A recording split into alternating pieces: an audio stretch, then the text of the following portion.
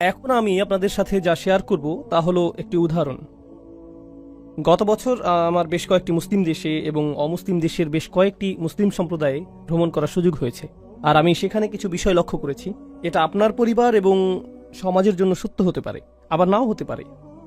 ব্যাপক সংখ্যক মুসলিম পরিবারে যা ঘটে যাচ্ছে তা হলো, আমরা আমাদের পুত্রদেরকে লালন পালন করছি নির্দিষ্ট কিছু প্রত্যাশা নিয়ে, আমরা আমাদের কন্যাদেরকে লালন পালন করছি নির্দিষ্ট কিছু প্রত্যাশা নিয়ে। তো আমি আপনাদের একটি উদাহরণ দিচ্ছি। পাকিস্তানে আমি যা লক্ষ্য করেছি সে বিষয়ে। আমি পাকিস্তানি বংশোদ্ভূত, তাই কিছু সময়ের জন্য সেখানে বেড়াতে গিয়েছিলাম। আমরা আমাদের কন্যাদেরকে মেডিকেল কলেজে ভর্তি করার জন্য জোর দিয়ে থাকি। তো পাকিস্তানে অনেক অনেক মেয়ে, লাখ লাখ মেয়ে ডাক্তার হয়ে বের হয়। কিন্তু এটা এজন্য না যে তারা আসলেই ডাক্তার হবে। যখন তারা ডাক্তারি ডিগ্রি লাভ করে, এটা তাদেরকে বেশ যোগ্য বিয়ের পাত্রী হিসেবে তৈরি করে। তো পাকিস্তানে লাখ লাখ তরুণ নারী ডাক্তার হয় এজন্য না যে তাদের মা বাবা তাদেরকে ডাক্তারি করাতে চায়, অথবা হাসপাতালে কাজ করাতে চায়, অথবা গ্রামে প্রসূতিদের সন্তান জন্মদানে চিকিৎসা সহায়তা প্রদান করাতে চায়। যেহেতু গ্রামে চিকিৎসা সেবা অপ্রতুল, কারণটা তা নয়। মূল কারণ হলো মেয়েটির জন্য ভালো প্রস্তাব আসবে, কারণ সে একজন ডাক্তার, তাই না? কেন আপনি ডাক্তার হতে চান? কারণ আমার মা বাবা চান যে আমি ডাক্তার হই, আর আমার বড় বোন ডাক্তার হয়েছে এবং তার জন্য ভালো প্রস্তাব এসেছিল। এজন্যই আমি এটা করছি।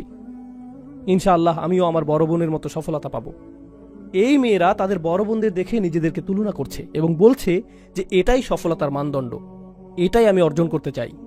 আমি যদি এটা অর্জন করতে পারি তাহলে জীবনে কিছু একটা অর্জন করা হবে। তরুণ যুবকদেরকে উৎসাহিত করা হয় ইঞ্জিনিয়ার, ডাক্তার অথবা এই ধরনের কিছু হওয়ার জন্য, কারণ তাহলে তারা ভালো চাকরি পাবে। আর যখন তারা ভালো চাকরি পাবে তারা সম্মানিত হবে। মানুষ বলবে, মাশাআল্লাহ, আমার ছেলে একজন ডাক্তার, একজন ইঞ্জিনিয়ার, আমার ছেলে এটা, আমার ছেলে সেটা। তো এটা একটা অহংকারের বিষয়ে পরিণত হয়। আর এই তরুণ যুবককে আপনি যদি জিজ্ঞেস করেন যে কেন আপনি ডাক্তার হতে চান, সে ডাক্তার হতে চায় কারণ তার পরিবারের সকলেই ডাক্তার। তার পিতা একজন ডাক্তার, অথবা তার চাচারা ডাক্তার, তার বড় ভাই ডাক্তার। ওহ মাই গড, সে ডাক্তার হয়ে গিয়েছে। এখন আমি যদি ডাক্তার না হই তাহলে তো আমি একজন হতভাগ্য। আমি কি বোঝাতে চাচ্ছি? মূল বিষয়টি বুঝিয়ে বলছি। আপনার জীবনের গতিপথ নির্ধারণের জন্য গোটা অনুপ্রেরণাটি আসছে অন্য কোনো স্থান থেকে। অন্য কেউ আপনার জন্য মানদণ্ড নির্ধারণ করে দিয়েছে, আর আপনাকে সেই মানদণ্ড অনুসরণ করতে হবে। আর বেশিরভাগ সময়ই সেই মানদণ্ডটি নির্ধারণ করা হয় তুলনার উপর ভিত্তি করে। সেই লোকের দিকে লক্ষ্য করো, সে এমনটা করেছে, দেখো সে কত টাকা উপার্জন করছে, দেখো সে কতটা সম্মানিত, তোমাকে তার মতো হতে হবে, এরকম হতে হবে। তো আমরা মূলত লক্ষ কোটি মানুষের মিলিত অনুসরণপ্রিয় একটি জাতি। এটা শুধুমাত্র ধর্মের দিক দিয়েই না, আমাদের ধর্মে আমরা কিছু বিষয় অনুসরণ করি। আমরা নামাজে একই পদ্ধতি অনুসরণ করি, আমরা হজ এবং রোজার ক্ষেত্রে একই সময়সীমা অনুসরণ করি। শুধুমাত্র ধর্মের ক্ষেত্রেই না, বরং আমাদের ক্যারিয়ারে, আমাদের চিন্তা পদ্ধতিতে, জীবনের অগ্রাধিকার নির্ধারণে, জীবনের অগ্রাধিকারগুলো আগে থেকে ঠিক করে দেয়া হয়েছে। আর প্রজন্মের পর প্রজন্ম আমরা শুধু পুরাতন সেই অগ্রাধিকার অনুসারেই জীবন পরিচালিত করে যাচ্ছি। আমি যেখানেই গিয়েছি এই ব্যাপারটা লক্ষ্য করেছি। এখন আমি এটাকে তুলনা করতে চাই এমন কিছুর সাথে যা আমি মার্কিন যুক্তরাষ্ট্রে দেখেছি, এবং পৃথিবীর অন্য আরও কিছু সমৃদ্ধ দেশেও আমি এটা লক্ষ্য করেছি। জানেন মার্কিন যুক্তরাষ্ট্রে কি ঘটে? জানেন কি ঘটে?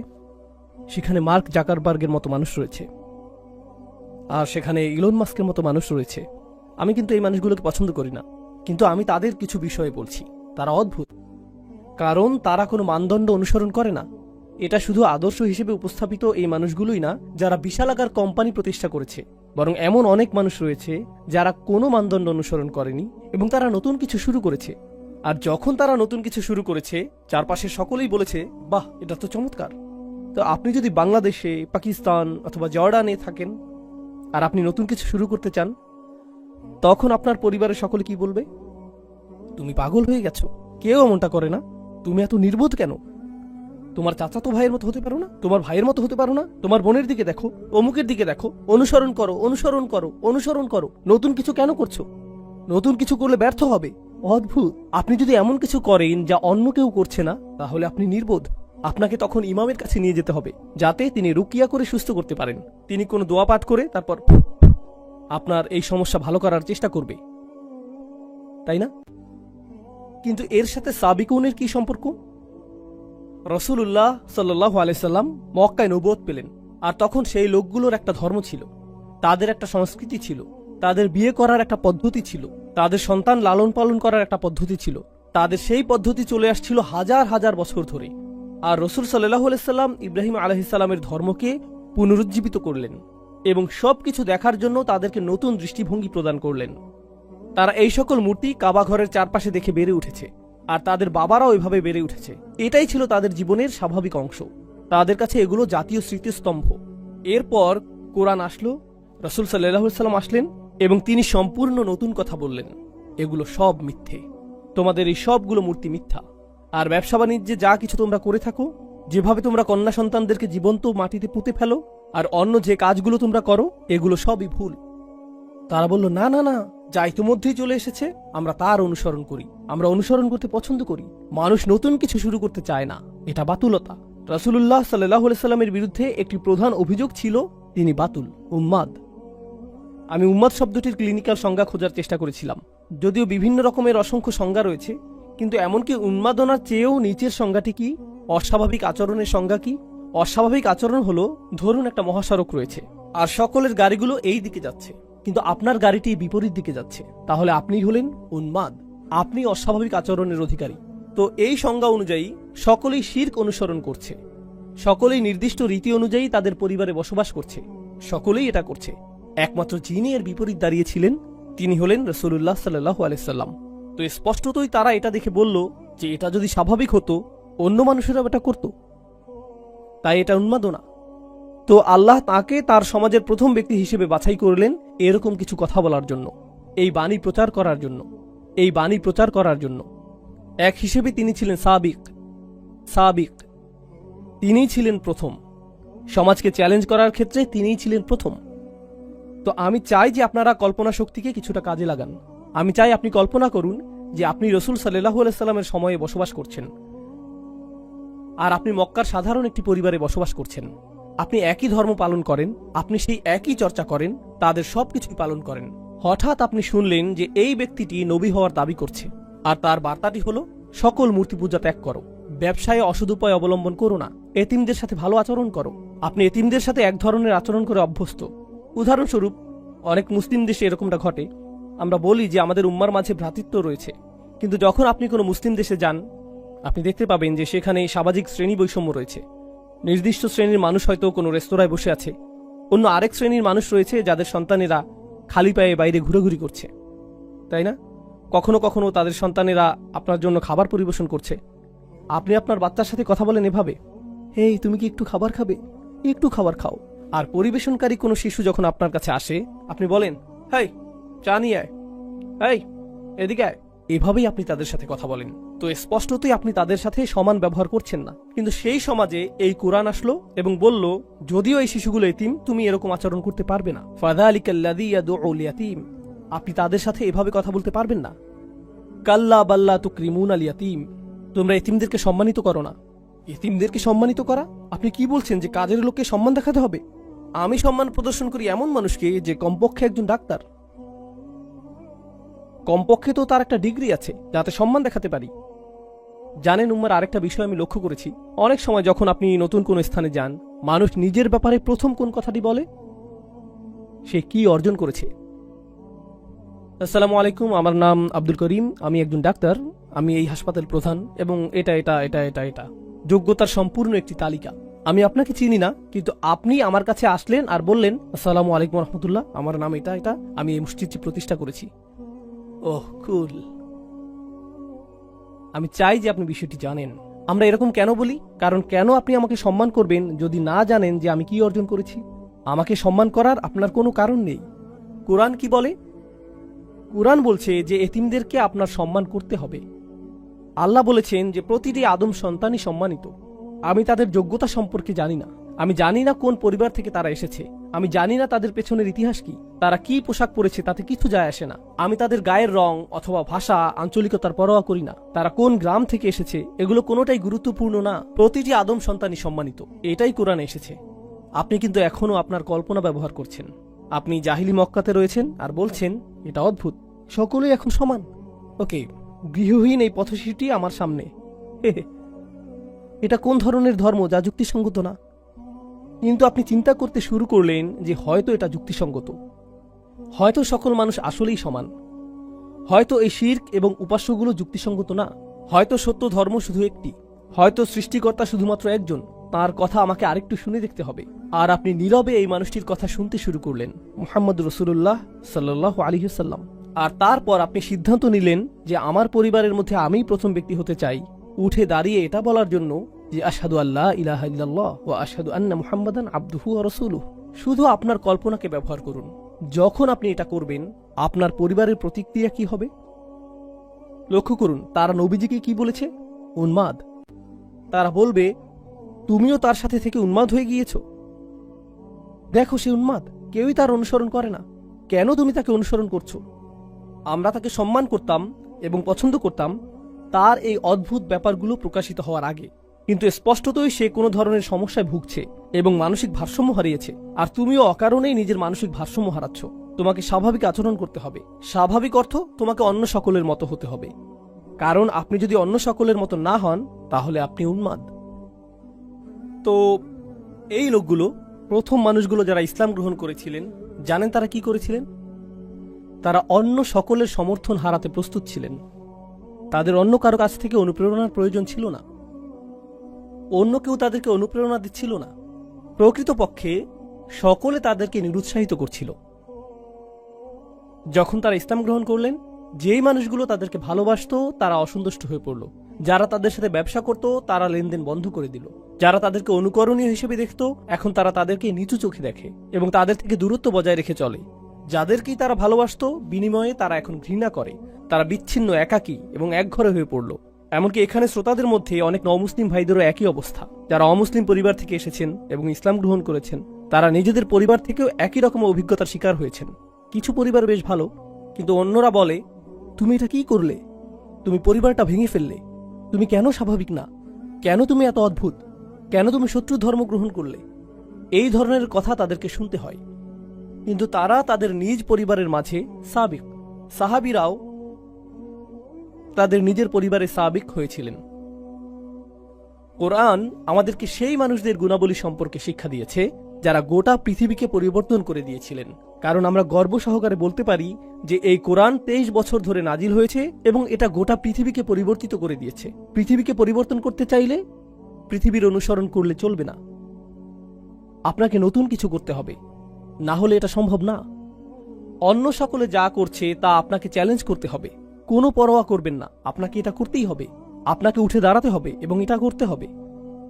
আপনি কোনো প্রথার অনুসরণ করবেন না, বরং আপনাকে প্রথা ভঙ্গ করতে হবে। আপনি নিজের মূলনীতি অনুসরণ করে চলবেন। আপনি সাবিক হয়ে উঠবেন। আর সাবিকদের সাথে কি ঘটে? সেই মানুষগুলো যখন শুরু করে, সকলে তাদেরকে কি বলে? উন্মাদ।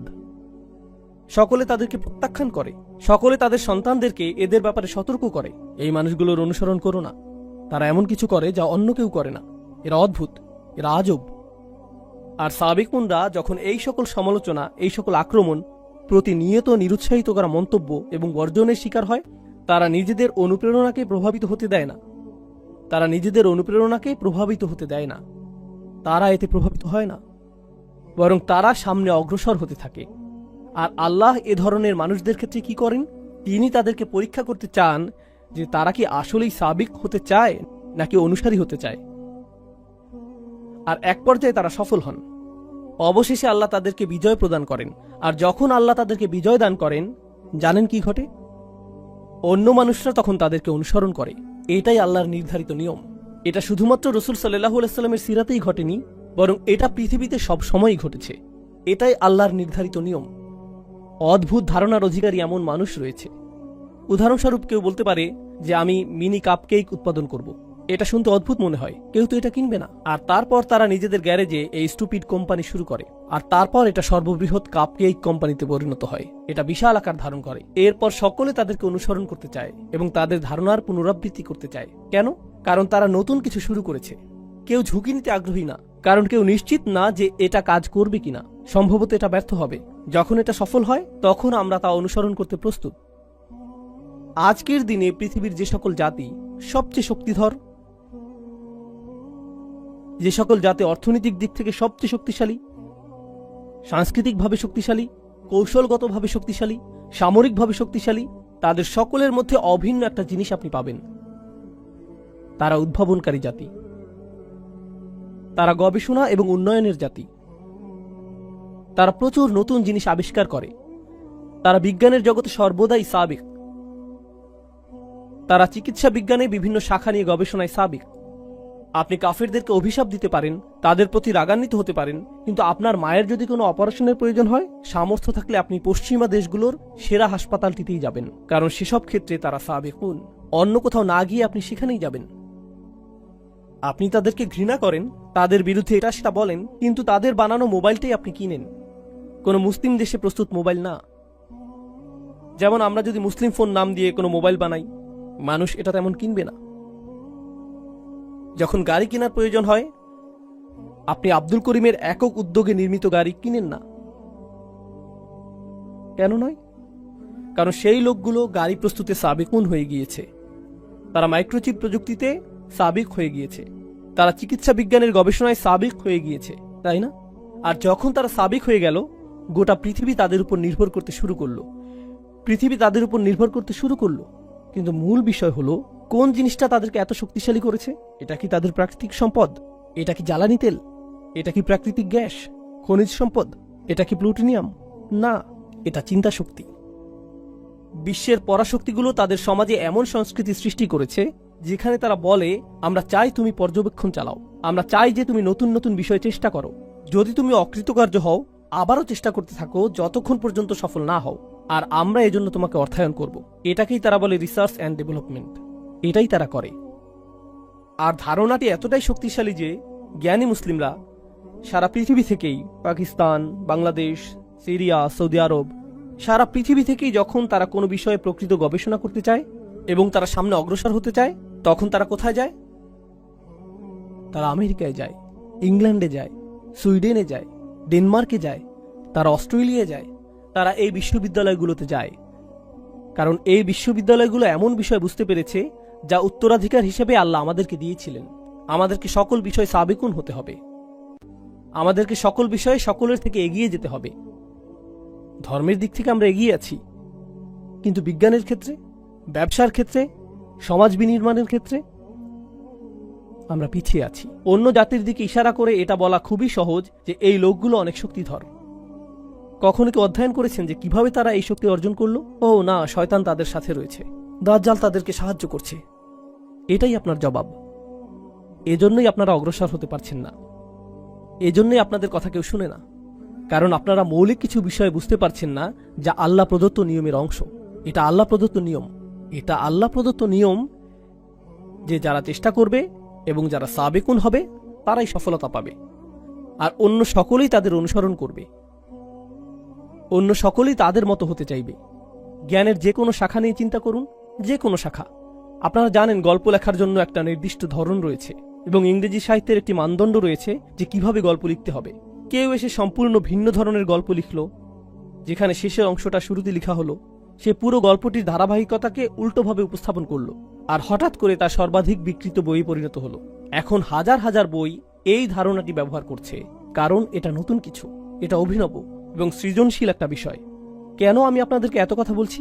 কারণ আমি চাই যে কিছু বিষয় আপনারা মাথা থেকে ঝেড়ে ফেলে দিন, অন্যের কপি করা বন্ধ করে দিন, সৃজনশীল হন, নিজে থেকে চিন্তা করুন। অনেক মুসলিম তরুণ বলে, ইসলামের জন্য আমি কি করতে পারি? আমি ইনফ্লুয়েন্সার হতে চাই। আসলেই আপনি ইনফ্লুয়েন্সার হতে চান? আপনি নিজেই তো ইনফ্লুয়েন্সের মধ্যে রয়েছেন। নিজেকে জিজ্ঞেস করুন কেন আপনি ইনফ্লুয়েন্সার হতে চান। ও, কারণ আমি অমুককে দেখেছি সে এরকম ইনফ্লুয়েন্সার, বিষয়টা অসাধারণ, তাই আমিও এরকম হতে চাই। এটা কি কপি করা না? আমি কন্টেন্ট ক্রিয়েটর হতে চাই। কন্টেন্ট তৈরি করার মাধ্যমে আপনি উম্মার সেবা করতে চান। এর অর্থ কি? দেখি তো অন্য মানুষেরা কি কন্টেন্ট তৈরি করেছে। ও, এটাকে কপি করতে হবে, কারণ এটা এখন ট্রেন্ডিং, তাই এমন কিছু তৈরি করি যা ভাইরাল। এমন হ্যাশট্যাগ ব্যবহার করব যা অন্য সকলে ব্যবহার করছে। কপি, কপি, কপি এবং কপি। আপনি জনপ্রিয় বিষয়ের পেছনে ছুটছেন। প্রযুক্তিগত বিবেচনায় আপনি নতুন কিছু করছেন, কিন্তু মনস্তাত্ত্বিক বিবেচনায় আপনি সেই একই জিনিস করছেন যা হাজার হাজার বছর ধরে করা হচ্ছে, কপি করা। আমাদের ধর্মে আমাদেরকে দেয়া হয়েছে একটি উদ্দেশ্য, একটি মিশন। মুসলিমরা নিজেদেরকে অন্য সংখ্যালঘুদের মতো সংখ্যালঘু মনে করা উচিত না। আমি এমন মুসলিমদের কথা বলছি যারা অমুসলিম দেশে রয়েছে। আমি যেহেতু এখন অস্ট্রেলিয়ায়, তাই এখন আপনাদের উদ্দেশ্যে বলছি। মূলত আমি বসবাস করি আমেরিকায়। আমেরিকাতে বলা হয়ে থাকে যে চাইনিজ সম্প্রদায় হলো সংখ্যালঘু, ল্যাটিনো সম্প্রদায় হলো সংখ্যালঘু, বিভিন্ন ধর্মীয় সম্প্রদায় যেমন বৌদ্ধরা সংখ্যালঘু, হিন্দুরা সংখ্যালঘু, মুসলিমরাও সংখ্যালঘু। আমরা শুধুমাত্র সংখ্যালঘু সম্প্রদায়। লক্ষ্য করুন, আপনাকে চিহ্নিত করার জন্য আপনি অন্য কাউকে সুযোগ করে দিচ্ছেন। আপনি এই চিহ্নিতকরণ মেনে নিয়েছেন। আর আমরা যেহেতু সংখ্যালঘু, আমাদের নিজেদের সংখ্যালঘু অধ্যুষিত এলাকায় স্থানান্তরিত হওয়া উচিত। আর তারপর সেখানে আমরা এমন সব কাজ করি যা আমরা সব সময় করে থাকি, তাই না? আমরা বড় চিন্তা করছি না। আমরা এমন চিন্তা করি না যে কিভাবে আমরা এমন আদর্শ মুসলিম হতে পারবো এবং এমন আদর্শ সম্প্রদায়ে পরিণত হতে পারবো যেখানে অমুসলিমরা এসে বলবে যে আমরা এখানে বসবাস করতে চাই, এই এলাকায় স্থানান্তরিত হতে চাই, আমরা এই মানুষগুলোর কাছাকাছি থাকতে চাই। জানেন সাধারণত কি ঘটে যখন মুসলিমরা কোনো এলাকায় স্থানান্তরিত হয়? অমুসলিমরা সেই এলাকা ছাড়তে থাকে। ও এই এলাকার অদ্ভুত হয়ে গিয়েছে। আর সেই এলাকার জমির মূল্যমান বাড়ার পরিবর্তে সেখানকার মূল্যমান কি ঘটে? পতন ঘটতে থাকে। অন্য সংখ্যালঘু সম্প্রদায়ের ক্ষেত্রে যখন তারা কোনো এলাকায় স্থানান্তরিত হয় তখন কি ঘটে? সেই এলাকার মূল্যমান বৃদ্ধি পায়, কারণ তারা সৃজনশীল আর নতুন কিছু করে, তারা নতুন জিনিস তৈরি করে, তারা একে অপরের সাথে সহযোগিতা করে, যেটা আমার পরবর্তী আলোচ্য বিষয়। শক্তিশালী এবং সৃজনশীল একটি মুসলিম সম্প্রদায় গঠনের ক্ষেত্রে আমাদের করণীয় কি? প্রথমত, পারিবারিক পরিসরে যদি আপনার ছেলে অথবা মেয়ে সৃজনশীল কিছু করতে চায়, তারা স্বতন্ত্র কিছু করতে চায়, কেবলমাত্র প্রভাব সৃষ্টিকারী মানুষ না হয়ে তারা যদি কিছু আবিষ্কার করতে চায়, তারা উম্মার জন্য এমন সেবা প্রদান করতে চায় যেমনটা আগে করা হয়নি, তাহলে তা করতে দিন। আমি আপনাদের একটা ঘটনা বলবো যা আসলেই আমাকে প্রভাবিত করেছে। পাকিস্তানে এক তরুণের সাথে আমার সাক্ষাৎ হয়েছিল, তার নাম উল্লেখ করব না। সাক্ষাতের সময় সে বিশ্ববিদ্যালয়ে পড়ছিল, আর বিশ্ববিদ্যালয়ে থাকাকালীন সে পাকিস্তানে তার গ্রামে গিয়েছিল। যখন সে সেখানে গেল, সে লক্ষ্য করল যে রাস্তাগুলোর অবস্থা অত্যন্ত খারাপ, আর কাছাকাছি কোনো হাসপাতাল নেই। যখন সেখানে কোনো নারী সন্তান সম্ভবা হয়, তাদেরকে পিক আপ ট্রাকের পিছনে 3 ঘন্টা ভ্রমণ করতে হয়। সন্তান সম্ভবা নারী যিনি শীঘ্রই সন্তান জন্ম দিবেন, তাকে পিক আপ ট্রাকের পিছনে থাকতে হয়। এভাবে 3 ঘন্টা লাগে হাসপাতালে পৌঁছতে। আর এই সকল নারীর বেশিরভাগেরই সন্তান মারা যায়। আর এটাই গ্রামীণ জীবনের বাস্তবতা। তারা নিজেরা সন্তান জন্মদানের চেষ্টা করে, যদি জটিলতা তৈরি হয় তখন তাদেরকে ডাক্তারের কাছে নিতে হয় এবং পথিমধ্যে অনেকে মৃত্যুবরণ করে। আর সে এটা কাছ থেকে দেখল। তো সে যা করার সিদ্ধান্ত নিল তা হলো সে একটা সমাধান তৈরি করার চেষ্টা করলো। সে পুরাতন কিছু ট্রাক কিনলো, কিছু গবেষণাপ্রেমী ছাত্র এবং ডাক্তারদের সহায়তায় সে বহনযোগ্য মোবাইল স্বাস্থ্যকেন্দ্র তৈরি করলো, যার মধ্যে শিশু জন্মদানের জন্য বিশেষজ্ঞ চিকিৎসা ব্যবস্থা রয়েছে। আর সে শিক্ষা কার্যক্রম চালু করলো যেখানে গ্রামীণ নারীদেরকে শেখানো হয় কিভাবে সন্তান জন্মদানে সহায়তা করতে হবে যদি পরিবহনের কোনো ব্যবস্থা নাও থাকে। তো গ্রামের 20-30 জন নারী এখন জানেন যে কিভাবে সন্তান জন্মদানে সহায়তা করতে হয়। আর যখন এটা সফল হলো, গোটা পাকিস্তানের 2, 3, 4, 5, 10, 15, 20, 100 গ্রামে এটা ছড়িয়ে পড়লো। আর হাজার হাজার শিশুদের জীবন রক্ষা হয়েছিল এই ছাত্রের প্রচেষ্টার মাধ্যমে। এই ছাত্রের সাথে আমার কথা হয়েছিল, আর আমি তাকে জিজ্ঞেস করেছিলাম, এই কাজে তোমার সবচেয়ে বড় চ্যালেঞ্জ কোনটা? জানেন সে কি বলেছিল? আমার মা বাবা মনে করেন আমি সময় নষ্ট করছি। আমার মা বাবা আমাকে এই কাজে নিরুৎসাহিত করেছেন। তারা মনে করেন আমি আমার ক্যারিয়ার নষ্ট করছি। আর এর মাধ্যমে আমি বুঝতে পেরেছিলাম যে এটা একমাত্র তার ক্ষেত্রেই ঘটছে না। এই উম্মার মাঝে আমাদের কিছু প্রতিভাবান ছেলে মেয়ে রয়েছে যারা একটা সমস্যাকে দেখে এবং তাদের সৃজনশীল চিন্তা, আকাঙ্ক্ষা এবং অভিপ্রায় দ্বারা সমস্যাটিকে সমাধানের চেষ্টা করে। তাদের সেই যোগ্যতা রয়েছে। জানেন কে তাদের পথে প্রায় বাধা হয়ে দাঁড়ায়? শুধুমাত্র তাদের বাবা মাই না, বরং গোটা সংস্কৃতিই বলে, না না না না, তুমি এটা করো না, তুমি অন্য সকলকে কপি করো, সাবেক হওয়ার প্রয়োজন নেই, নতুন কিছু করো, অভিনব কিছু করবে না, নতুন কোন সমাধান খুঁজবে না, নতুন কোন সমাধান খুঁজবে না, এটা যেরকম আছে সেরকমই থাকবে, এভাবেই থাকতে দাও। কারণ আমরা বরং জিনিসগুলো যেভাবে আছে সেভাবেই রেখে দিব, আর তারপর গভীর রাতে একত্রিত হয়ে চা পার্টি করব আর আলোচনা করব যে সরকার কতটা দুর্নীতিগ্রস্ত, কেন কেন কিছু পরিবর্তিত হবে না এবং কেন পরিস্থিতি এতটা খারাপ। এটাই আমাদের পদ্ধতি। বেড়ে ওঠো, পেটে মেদ জমাও, চায়ের দোকানে গিয়ে বসো আর উম্মার সমস্যাগুলো সেখানে আলোচনা করো। কারণ আমরা এভাবেই করে এসেছি, তোমাকেও এভাবেই করতে হবে, নতুন কিছু করবে না। এমনকি আপনাদের এই মুসলিম সম্প্রদায়ের দিকে লক্ষ্য করুন। মাশাআল্লাহ, আল্লাহ এই মুসলিম সম্প্রদায়কে রক্ষা করুন। এই সম্প্রদায়ে কিছু ব্যবসা রয়েছে, কিছু প্রতিষ্ঠান রয়েছে যারা আসলেই কঠোর পরিশ্রম করছে। আর এখানে দাতব্য কিছু প্রতিষ্ঠান রয়েছে যারা হলো এই মুসলিম সম্প্রদায়ের মেরুদণ্ড। আপনারা সকলে এগুলোতে দান করেন, কিন্তু কিছু পরিবার এবং ব্যবসা প্রতিষ্ঠান এগুলো প্রতিষ্ঠা করেছিলেন যারা অভিনব কিছু করেছেন। তারা কিন্তু ধনী হওয়ার জন্য এটা করেননি, বরং দান করার জন্য এমনটা করেছেন। আর যখন তারা এমনটা করলেন, আপনি আমি এটা থেকে এত এত সুবিধা পাচ্ছি। আমরা যে মসজিদে এখন বসে আছি, হয়তো এটা তাদের কঠোর পরিশ্রম এবং অভিনব চিন্তার ফসল। তারা এটা করেছেন।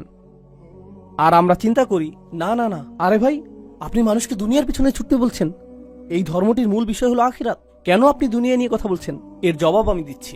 প্রথম বিষয় আমি বলবো, আপনার একটু কোরআন পাঠ করা উচিত। আর দ্বিতীয় বিষয় বলবো, আপনার রাসূলুল্লাহ সাল্লাল্লাহু আলাইহি সাল্লামের সিরাতও একটু পাঠ করা উচিত। জানেন, রাসূল সাল্লাল্লাহু আলাইহি সাল্লামের সিরাতের সবচেয়ে গুরুত্বপূর্ণ ঘটনাগুলোর একটি হলো হিজরত। রাসূল সাল্লাল্লাহু আলাইহি সাল্লাম হিজরত করেছিলেন। হিজরত কিভাবে ঘটেছিল বলে আপনি মনে করেন? এর অর্থায়ন কে করেছিল?